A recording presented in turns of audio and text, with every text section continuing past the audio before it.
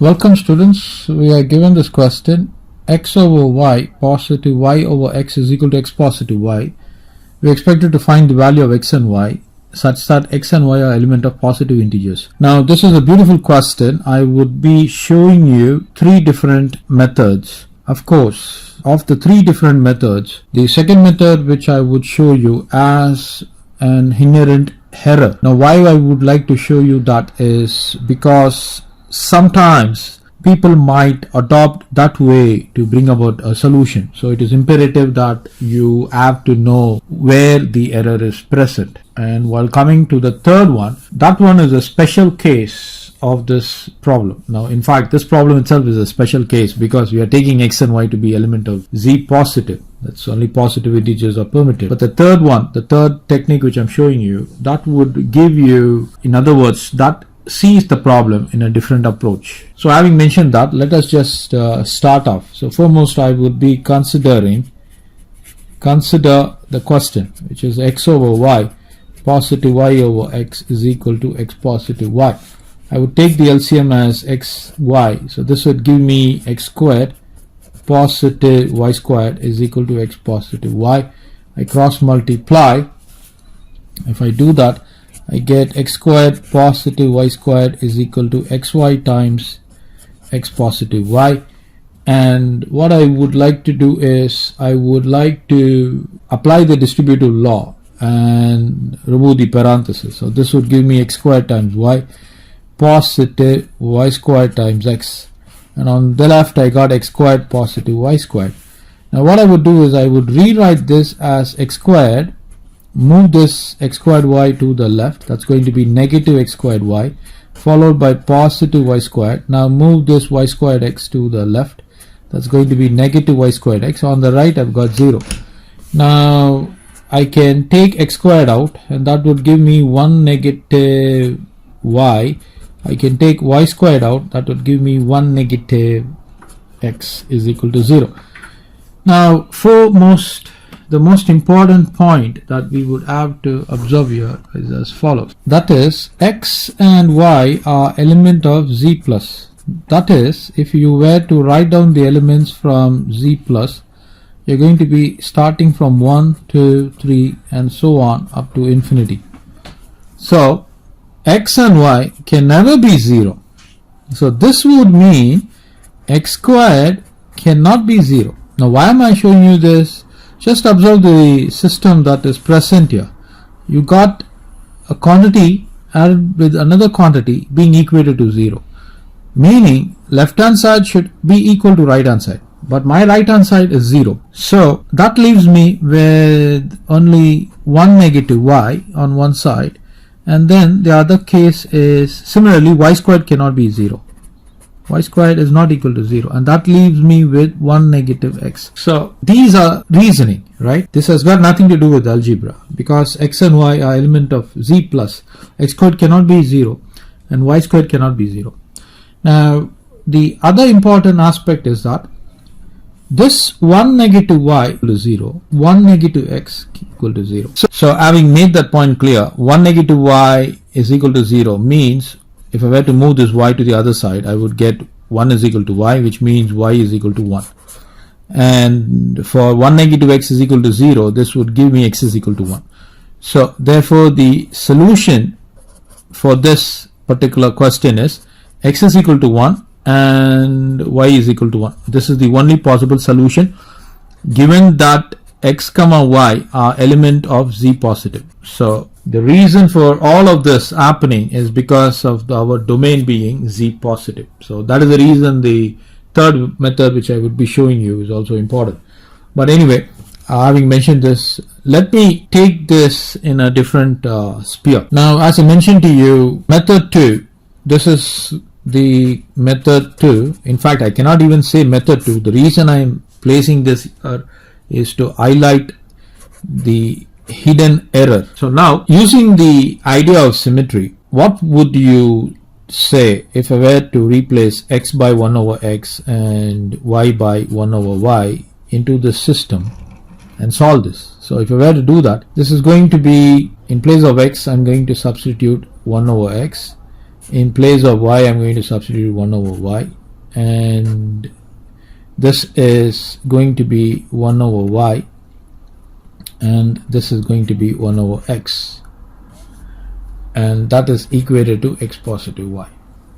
So this is what is the substitution looks like. So clearly you can see that the system, when you replace x is equal to 1 over x and y is equal to 1 over y, you are getting back the system that is shown here. So by symmetric property, so what exactly is symmetricity? Now if A is equal to B, then B is equal to A.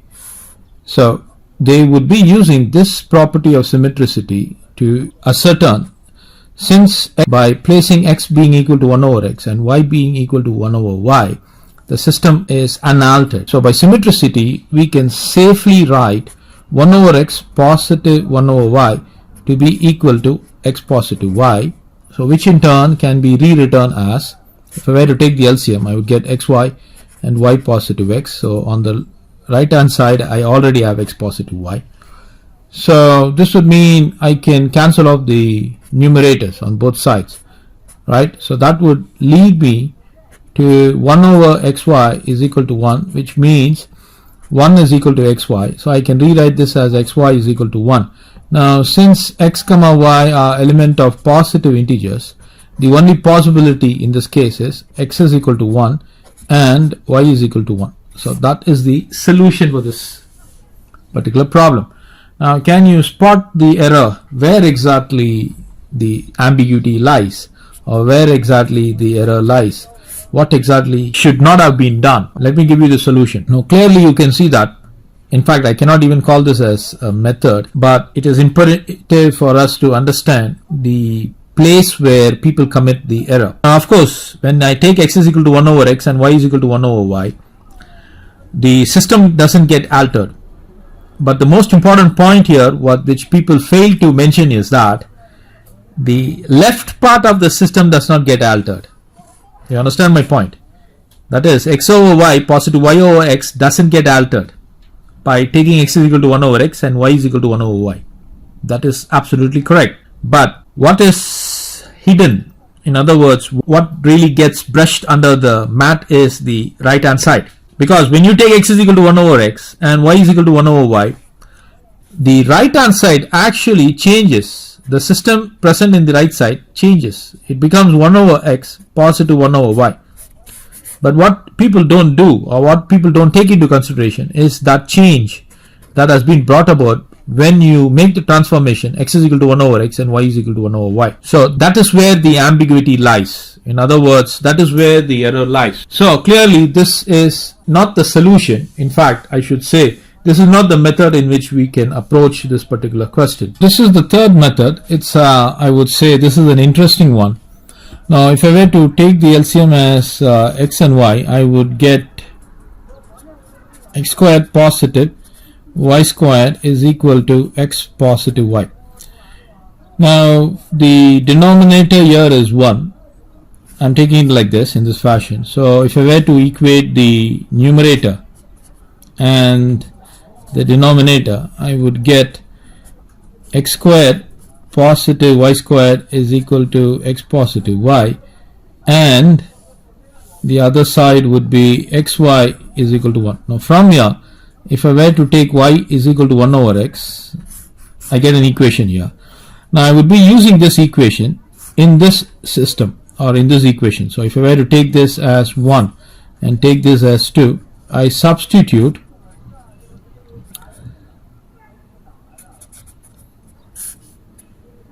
y is equal to 1 over x into 2. So what happens here? I get x squared positive 1 over x. In place of y, I'm substituting 1 over x raised to the power 2 is equal to x positive 1 over x. So this is going to give me x squared positive 1, and this is going to give me x squared positive 1 over x squared.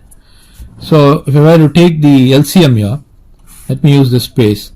This is going to be x squared x to the power 4 positive 1 is equal to x squared positive 1 divided by x. Now this is, In fact, I can remove x and x, so I would be having x to the power 4 positive 1. I cross multiply, I would get x times x squared positive 1. So this is going to give me x to the power 4 positive 1 is equal to x to the power 3 positive x. So I get a system like this: x to the power 4 negative x to the power 3 negative x positive 1 is equal to 0. So this can be further rewritten as taking x cubed out. I would have x negative 1 over here, and in this case, if I were to take the negative 1 out, this is going to give me x negative 1 is equal to 0. Now clearly I can take x negative 1 out, and that would give me x to the power 3 negative 1 is equal to 0. So I've got x cubed negative 1 is equal to 0, or x minus 1 is equal to 0. So from here I get x is equal to 1. Now this is a cubic equation, x cubed minus 1. So let me just consider that, x cubed minus 1. Now I can rewrite this as x cubed negative 1 cubed, which can be rewritten, in fact this is nothing but a cubed minus b cubed. Now what is exactly a cubed minus b cubed? So that is going to be a negative b times a squared positive ab positive b squared. Now therefore, if I were to rewrite x cubed negative 1 cubed, this is going to be x negative 1 times x squared positive x positive 1, right? In place of a you got x, so it's going to be x. In place of b you got 1, so it's going to be 1 there.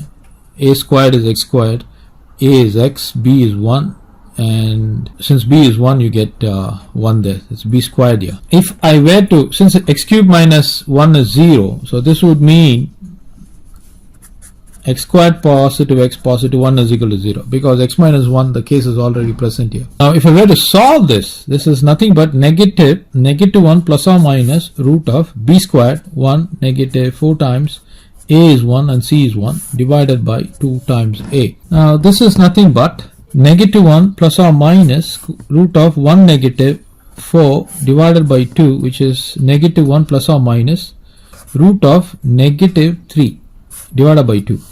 I can rewrite this as negative 1 plus or minus root of 3i squared divided by 2, which is going to be negative 1 plus I times root of 3 over 2, and then negative 1 negative I times root of 3 over 2. So you are getting a solution here, you're getting a solution here, and you're getting a solution here. The only problem with this is complex in nature. Okay, but we have to rule this out. Okay, why are we ruling it out? Since x comma y are element of z plus. That's the reason we are ruling it out. Imagine if we are not given z plus to be the domain, then what would be the situation? So this is the reason I want to showcase this particular method to you all. Say a bonus method, I will give you the third way to solve this question. Now in this case, this will show us why x is equal to 1 and y is equal to 1 are the only solutions. Okay, this particular method will ascertain that for x comma y element of z plus, right? Now clearly we've been given, let me just write that down, method 3, because second method is not a method, it's done to show the ambiguity of the assumption. So this can be officially method number 3. Now we've been given this x over y positive y over x is equal to x positive y. Of course the domain is z positive. You were to take the LCM, you would get xy. Of course you will have a x squared positive y squared is equal to x positive y, right? Now if you were to cross multiply, you will get x squared positive y squared is equal to x squared y positive y squared x. Now I want to bring this over here and move this over here. So if I were to do this, I would get x squared of 1 negative y is equal to y squared of, in this case this is going to be x negative 1. Now clearly we know that x and y are element of z positive, z plus, and that, let me assume that for some x element of z plus, I have found that particular x which is greater than 1. In other words, I am assuming a presence of an x which is different from 1. So this would mean the right side is going to be a positive quantity, right? Because x is greater than 1, definitely x minus 1 is going to be positive, right? So this would mean the left side should be positive, because we got left hand side is equal to right hand side. So for the left side to be positive, let me use the space here. 1 should be greater than y. Now, is this possible? No. This is a contradiction. A contradiction to the very fact that x and y being element of z positive. So that would mean, this implies the only possibility for the solution to exist is x should be equal to 1 and y should be equal to 1, and that ends the solution. Thank you, students.